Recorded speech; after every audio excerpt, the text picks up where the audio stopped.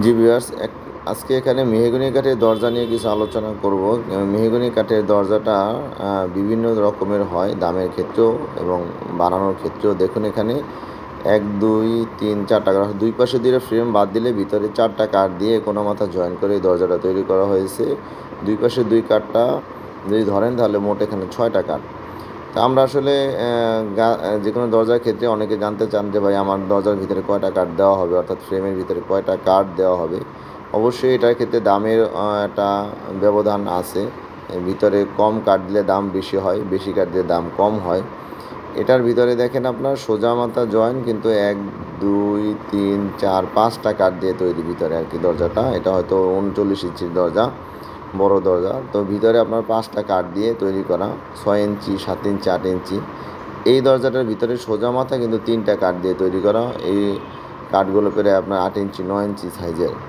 অর্থাৎ কাঠ বড় মানে হলো গাছটা বড় গাছ থেকে কাঠগুলো নেওয়া। আবার এখানে দেখেন 1 2 3 4 5টা কাঠ।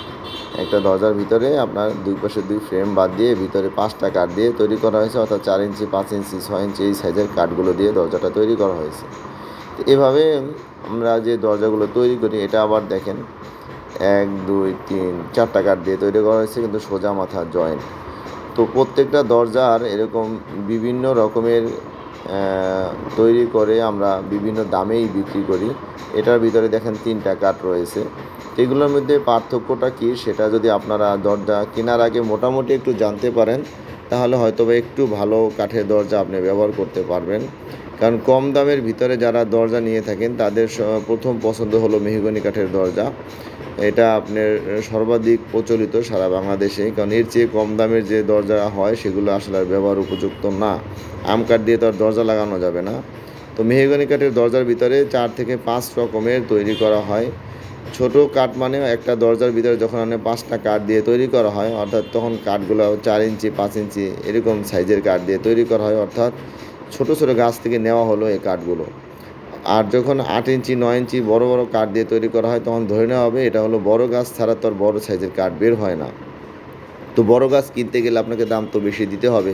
ছোট গাছের দাম একরকম, বড় গাছের দাম একরকম, তখন এই দরজাটার দামটা আপনার বেড়ে যায়।